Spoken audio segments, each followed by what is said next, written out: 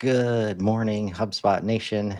Welcome to Wake Up with Customer Platform, the unofficial HubSpot morning show, where we help you discover the platform value you already own. I'm Chris Carolan, and every weekday at 6 a.m. Central, we're here to make sure you're not sleeping on HubSpot's true capabilities. If you're joining live, drop a quick hello in the comments and let me know what you're building in HubSpot today. For replay viewers, timestamps are in the comments below. So let's wake up to what's happening in the HubSpot ecosystem. Well, they gave us a couple days head start, and then it got back to updates. Uh, so we'll get into that in a little bit, but lots of updates dropping this week, or at least stuff that's new to me in this portal. See the scheduled for release number went up too. Got one more recommended to check out. So we'll check that out in a little bit. A couple posts I wanted to call up here. Caught this one this morning from Courtney, our fearless leader at HubSpot Academy. Talked about doing like a personal board meeting.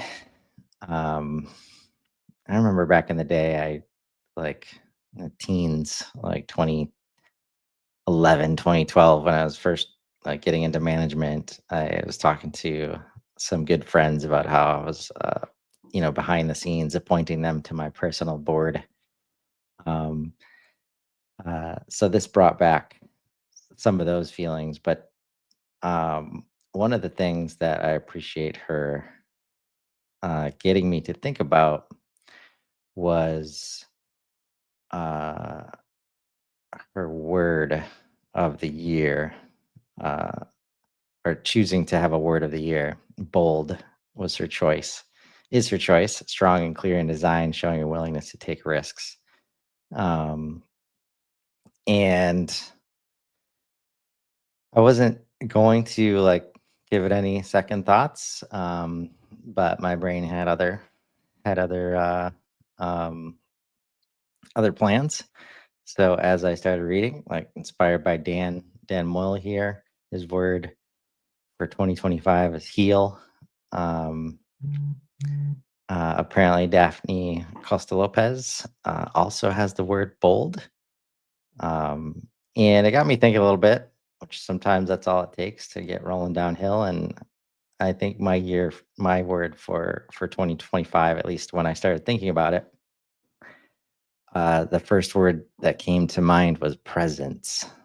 Um, Trying to be present for myself, so that I can be present for the community and also have presence. Hopefully, be uh, a thought leader, if you will, in terms of helping educate people on HubSpot from the outside of HubSpot. So I appreciate Courtney sharing this post and getting me to uh, think on that a little bit. I like hearing uh, the word bold from her, because I think we need HubSpot to be a little bolder in some cases, willingness to take some risks. Got to start covering some areas that are not used to HubSpot land, like Commerce Hub and getting outside of SaaS. So, uh, thank you, Courtney, for that. The other one I wanted to highlight was from Mega, and she says it best. So I'm just going to read this one. Setting up HubSpot isn't the end game. Disclaimer, agency folks, brace yourselves. After working with multiple HubSpot agencies, I've noticed a trend. One, template onboarding. It's a quick checklist to tick off. Scope, done, cool. Anything extra? Well, that'll cost you. Number two, time paranoia. Agencies are really careful about how much time they spend. Number three, need a bit more attention? Sorry, that's outside the budget. Number four, training? More like pay us for the real stuff. You don't need to learn HubSpot. we'll just do it for you for dollars. But here's the thing, modern businesses demand custom solutions and tailored strategies, not cookie cutter setups. That's where I come in. I offer a highly personalized one-on-one consulting program to unlock HubSpot's full potential for your business and help you navigate change management. I'm not looking to take on tons of clients. I'd rather work with select few so I can truly focus on making a difference. Ready for more than just a setup? Let's talk. This is brilliant. Uh, and obviously near and dear to my heart. Willem, Roos, and I have been doing um, Let's Build HubSpot onboarding since since July of last year, and we talk about these things every week. And all of this goes into just not so good expectation setting right now.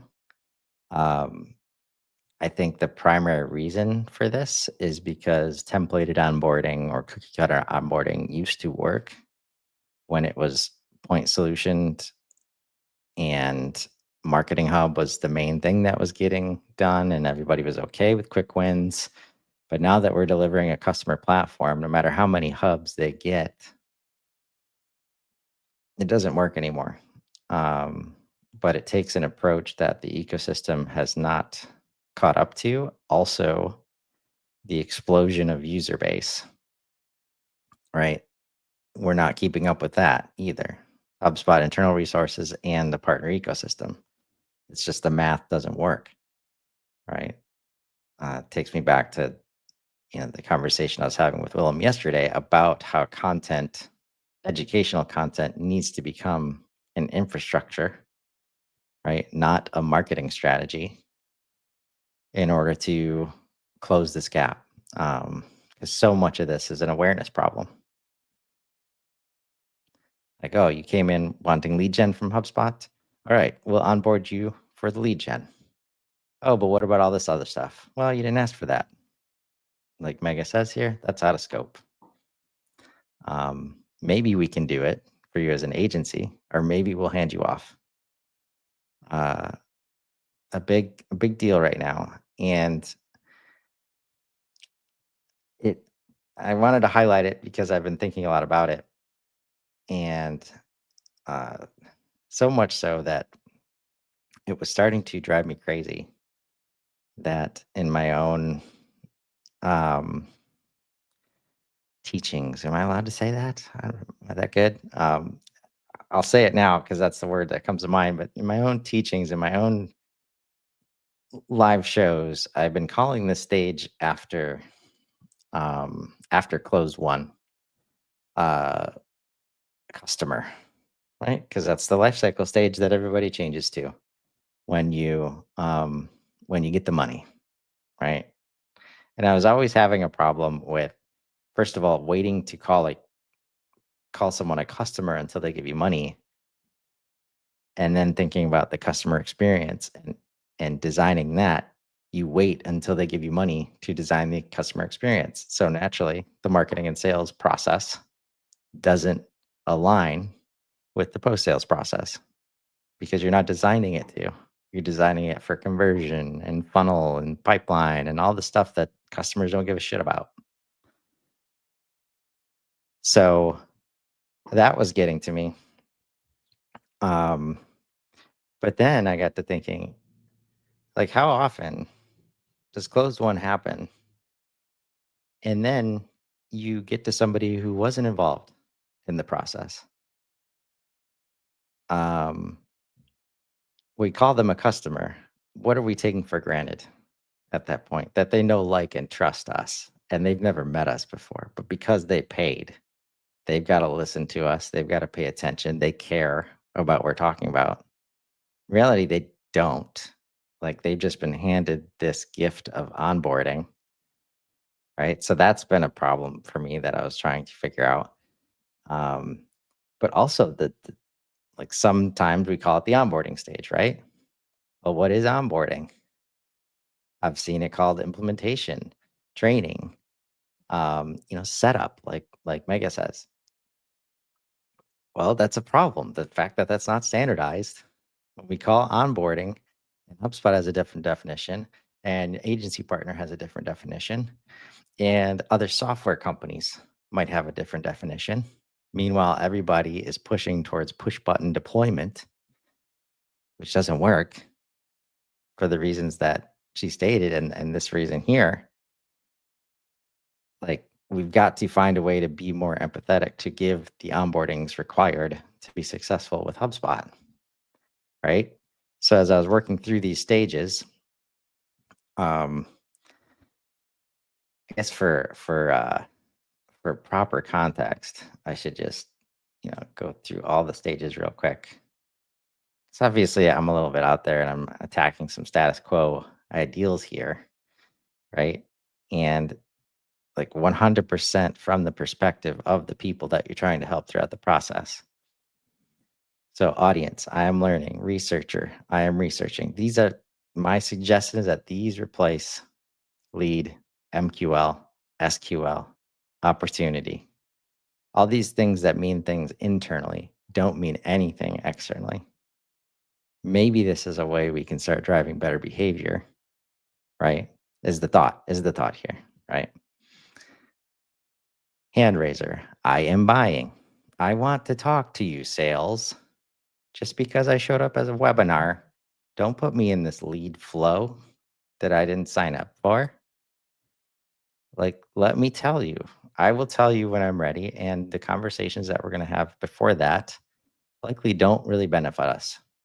Um, so please don't. Hero, highly empowered revenue opportunity. Um, is it uh, a little bit constrained because I'm trying to use the word hero? Maybe, but it still works. Like highly empowered revenue opportunity. Somebody shows up. I'm considering options. I'm considering you, and you have given me enough value to know, like, and trust you. You've given me enough information to understand, and now you're helping me buy. Like, we're winning if that's the case. Much different from sales qualified opportunity or sales um, or just opportunity in general. I'm flirting with instead of revenue opportunity, it's a relationship opportunity. That's what we're trying to do here, right? Maybe someday we can go there. Value creator. This change, whoever they are, even if they weren't involved in the process up to now, they have to create value at this point for the organization. No matter like this, I feel like this should be powerful, right? And we'll get into it after I click on this, but this mindset shift of what this person is trying to accomplish. They're not just trying to onboard or implement or set up, right? If we leave it at that, then we can try and get it done with one person because we're not thinking about the adoption that has to happen after. Because if I'm not creating value and I'm just like pressing play on the onboarding setup and it just happens without anybody being involved, guess who's not adopting what just happened? The person that was not involved, the people that were not involved. And now this person is on their own trying to get this done inside the organization. And we very quickly get to the out of scope stuff, right? And it's just unacceptable. So if we create value here, now we have value to realize and we will adopt, right? We'll like it so much that we'll tell others inside the organization, maybe in our social circles, our close social circles. And at some point, we get so much value that we're a raving fan, and we'll go to bat for you on any domain, in any circumstance. So digging into the value creator profile here, like what I was realizing is the other thing that people try to shortcut, which worked when it's a point solution, is you could just have the marketing manager implement, and then they're going to go do their thing, right? But as you have a customer platform, you can't get away with one person. You just can't. And how often is that the problem? We haven't communicated how to resource this effectively. We haven't set expectations across teams, right? So I started thinking about how do you, and what this causes is we try to do it with less people because we don't want to complicate things. We don't want it to take longer. When in reality, adoption takes forever when you don't involve these people early on in the process. So I started breaking it down into 3 layers because these 3 layers need to be involved. Now, the smaller the organization, and again, maybe this is why it hasn't been broken out like this before, is that it's been SMB focused, right? And this is probably one person, like the owner of the organization, um, or the marketing leader that also wears marketing or sales leader that also wears a bunch of other hats and can get things done, right? But we've got to get leaders involved, right? They got to be confident in the direction. Just because they heard about HubSpot and then signed the check does not mean they're confident in what HubSpot can do for the business. And confidence doesn't mean, oh, I think HubSpot can do lead scoring for us. That's not a strategic direction. Okay. They've got to be aware of the organizational impact. They are aware. I can tell you that right now. But are you helping them be aware of positive and negatives related to that? They know they have a responsibility for enabling success. If you don't tell them what you need to properly resource and onboarding, to have training, to have in-depth workshops about what the process looks like, you cannot enable the adoption success that you need to make HubSpot work. And a commitment to value realization. We paid money for this. We're committed. We better be getting some damn value. They need those results. And as long as HubSpot is just the lead scoring tool or just the lead management tool, those are the results that they ask for. And we know how well that goes. What are managers doing? They've got some pressure to coordinate. They're excited about implementation because they've been needing a tool to get them out of spreadsheets for a while, right? And they finally got it. They've got some anxiety though. Like, what are the roadblocks? What are the challenges? Is it in scope? Are they going to charge me extra for this? Oh, damn it. I forgot to mention this part. How much is that going to cost me?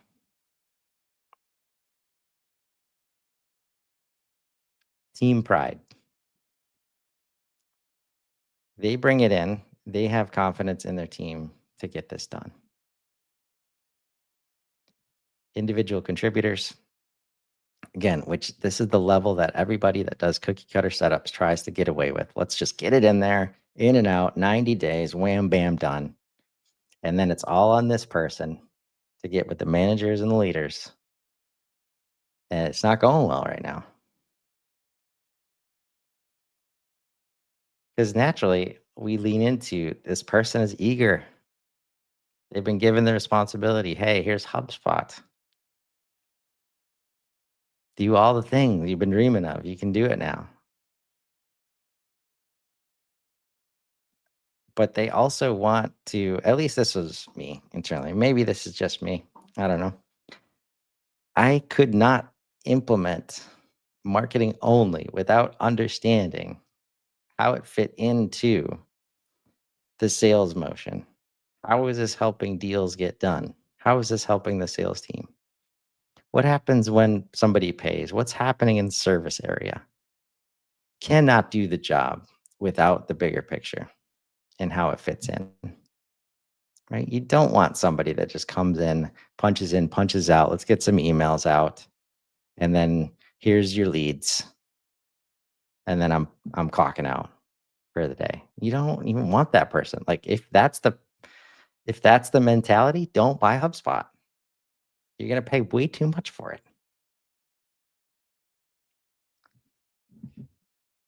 generally some new responsibilities come along because HubSpot can do a lot more than what you probably bought it to do, right? Oh, let's take advantage of that. Let's add a sales enablement hat to you, marketing coordinator. Oh, we need to get the rest of our team adopting this. Can you train everybody on what HubSpot does? That's okay, right? I mean, you know about HubSpot. So naturally, you should just be able to now train other people because it hasn't been a hat that you've worn. Now, like, but the desire to demonstrate that yes, I will do it. I want to get it HubSpot in so bad. It's gonna be so great for us. I will train everybody. Just put them all in front of me. We'll get it done. I've never trained anybody in my life, but all of a sudden I'm gonna be an all-star trainer, HubSpot. And everybody's gonna be able to see me as an all-star trainer of HubSpot, even though I'm wearing these old hats that they've been asking me to make sales PDFs for and set up trade shows. But all of a sudden, they're gonna see me in this light to receive this training. No baggage here, obviously. Uh, so I'll share this in the comments. But if we can turn this lens on, then all of a sudden the way that we're doing onboarding makes no damn sense at all, which is what Meg is getting at here. So thank you, Mega, for stepping up.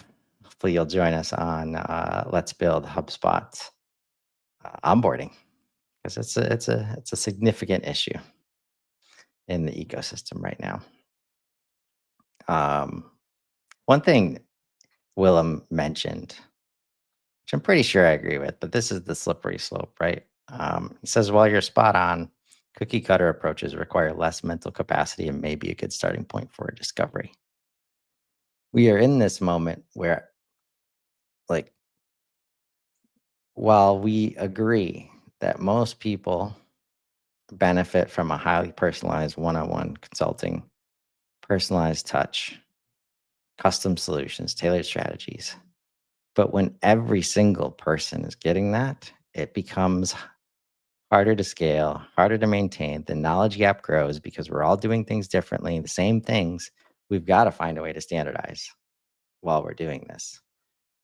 So finding the things that can be cookie cutter, for lack of a better word, I'll say standardized, right, is a big win because you shouldn't be trying to recreate the wheel just because you feel special and your business is different. Your customers are the same humans that everybody else is selling to. Want to be seen, want to be heard, want their expectations met. There's successful ways to do that, right? And it doesn't matter what you make or what you sell or what your service is. There are ways to show up in the market that can be standardized, right? So appreciate Mega for starting that conversation or continuing it, developing it, whatever we want to call it. We need more people talking about this problem so stuff actually gets done. Let's get into some updates.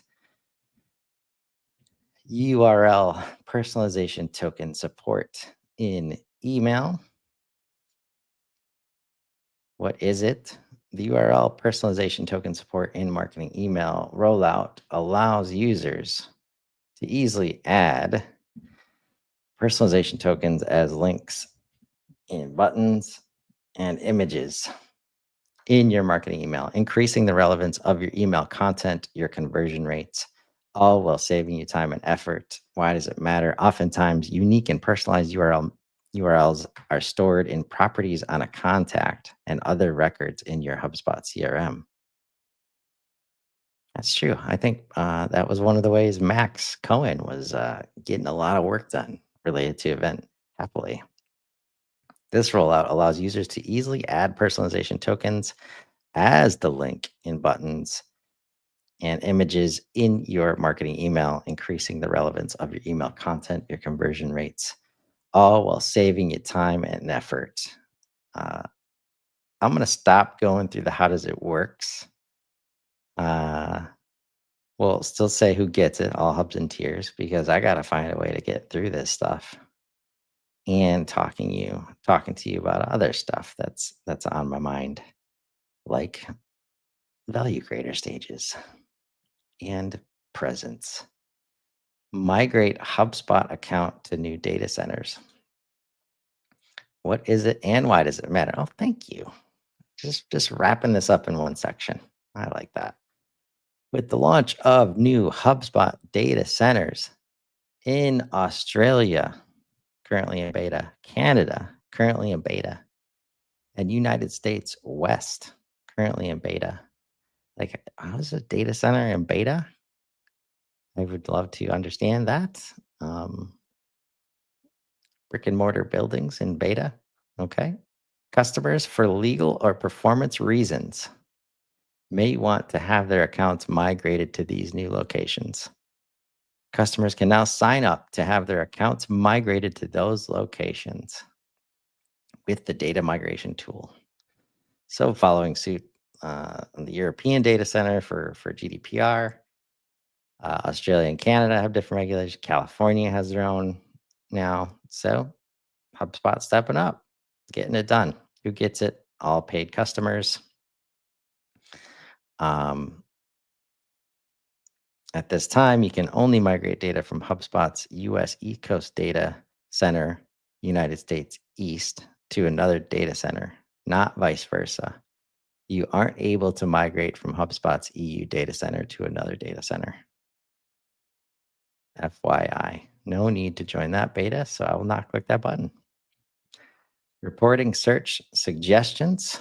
What is it? We've added AI powered search recommendations to help you discover relevant templates and reports. Why does it matter? Our new search recommendations save you time, help you find the right reports faster, and uncover new reports. Who gets it? All hubs and additions.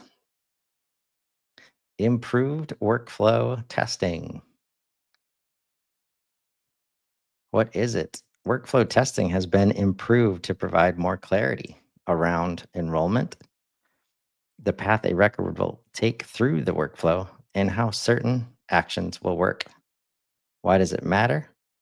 You want to feel confident and trust that workflows you build will meet your expectations. I sure do. However, until now, workflow testing provided only basic information about triggers and enrollment eligibility, and the path a record would take through the workflow wasn't always clear or easy to follow.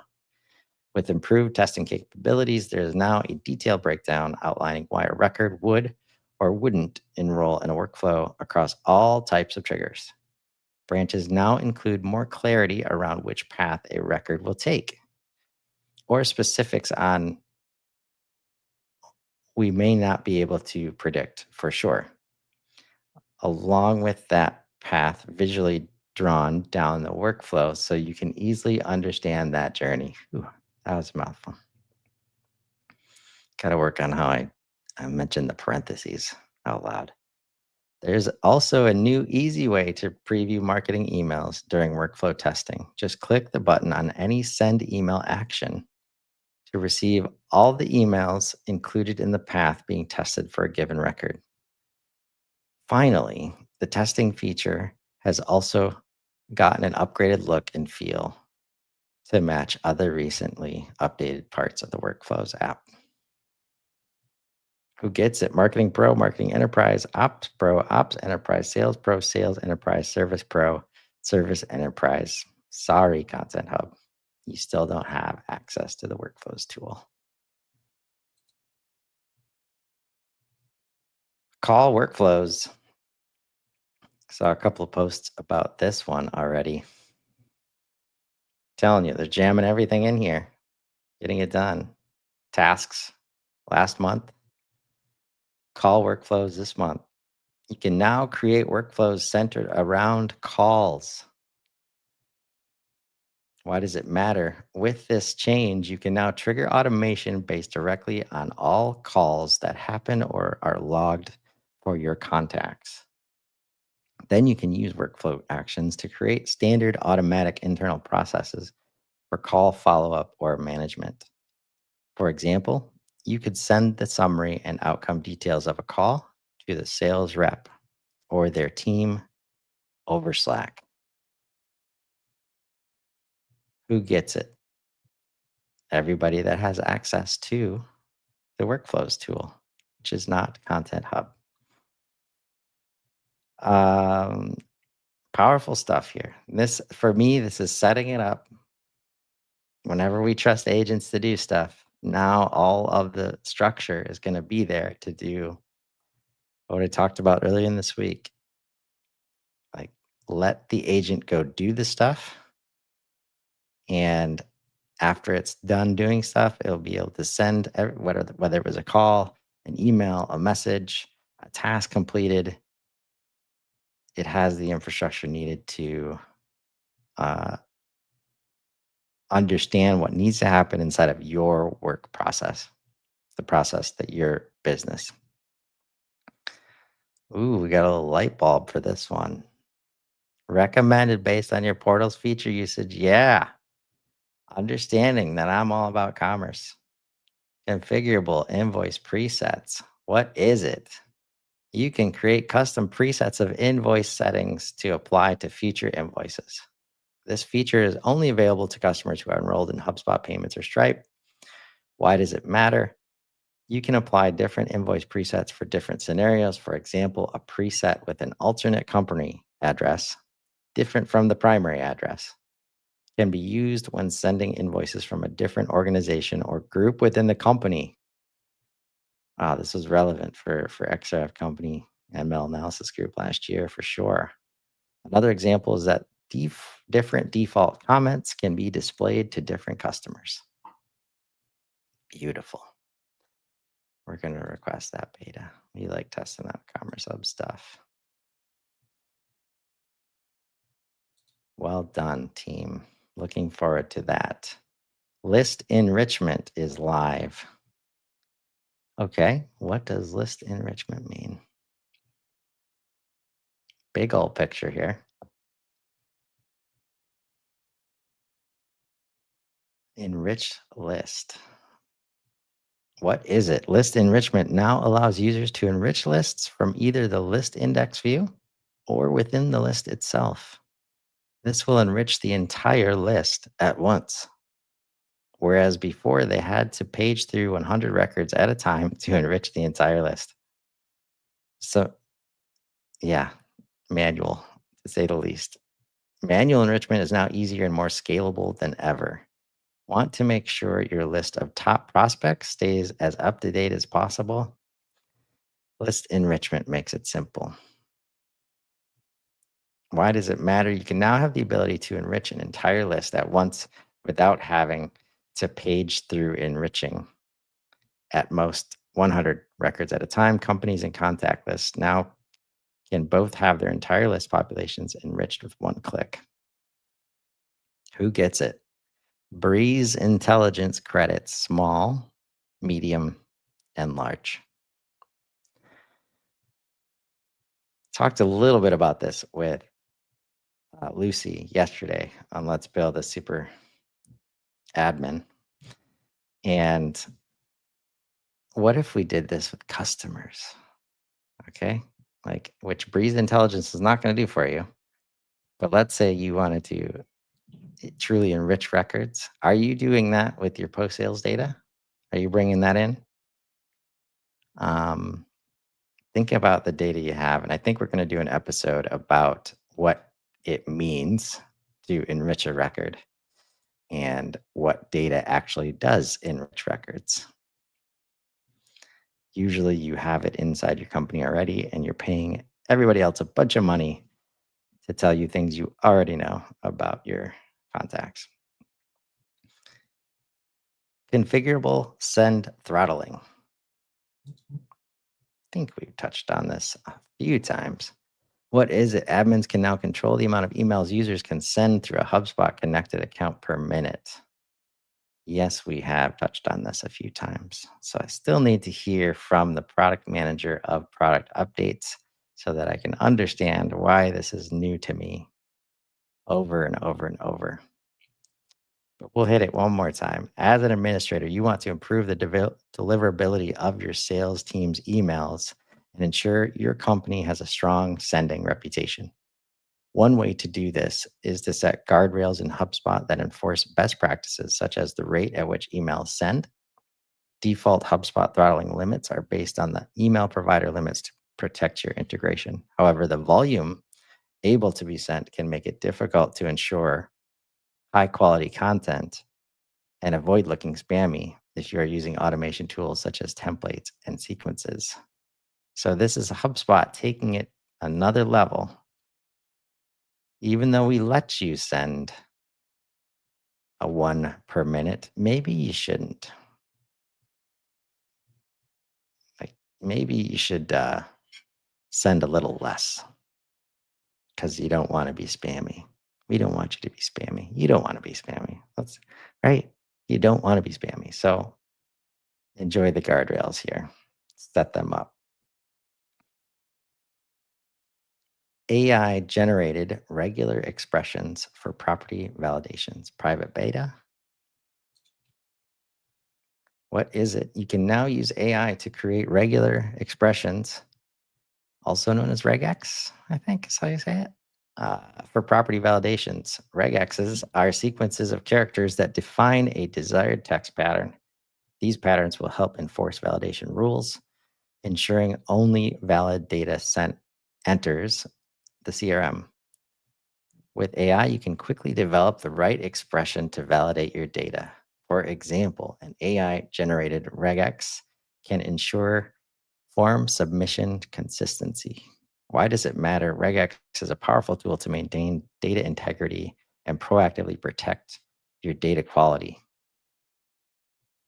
Whether you want to enforce correctly formatted phone numbers or business specific data standards, regexes provide the flexibility to match your exact data validation needs.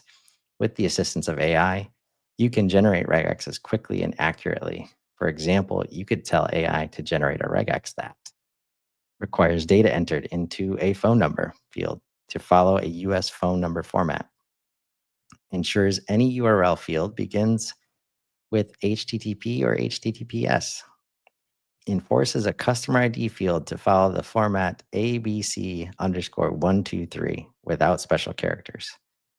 So I'm finally connecting the dots that regex is a fancy way to say naming conventions, at least for the fields where naming makes sense.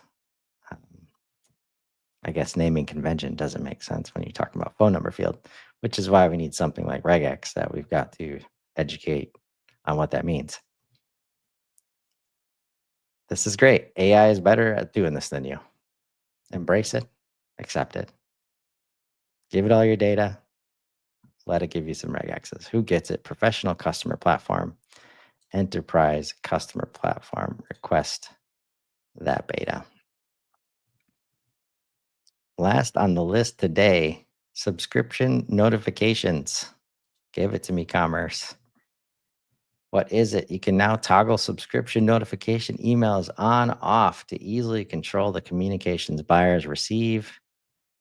Why does it matter? You now have more control over the notifications sent to your buyers, whether you prefer to notify customers personally or customize emails to match your business and brand. You have the flexibility to decide when to use system sent notifications or send them yourself. With the option to turn each of these emails on and off, you have more control over your buyer's experience. And we have a nice screenshot of the settings under subscriptions that I might just click over to after this. Who gets it? All hubs and tiers. Yeah, let me go click over there just so everybody can fully understand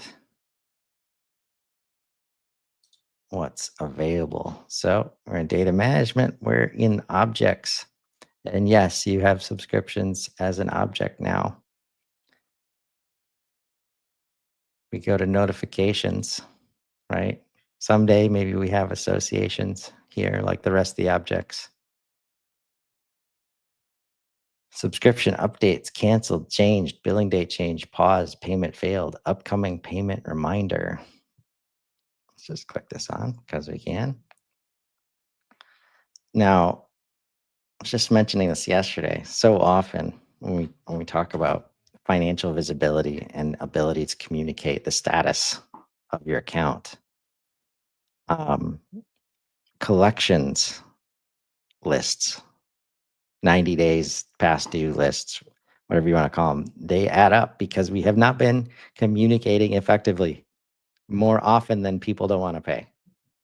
Right. So when you ask your team, your financial team, who might be in charge of QuickBooks, for example, where the notifications have been coming from, and they say, "Oh yeah, we tell our customers, we communicate with our customers about their status," and they're talking about this automated email that goes out once a month in the midst of hundreds of emails that is not personalized, that does not connect, and now we're forced to call. And as soon as we call, you've been in those situations, the customer actually feels bad.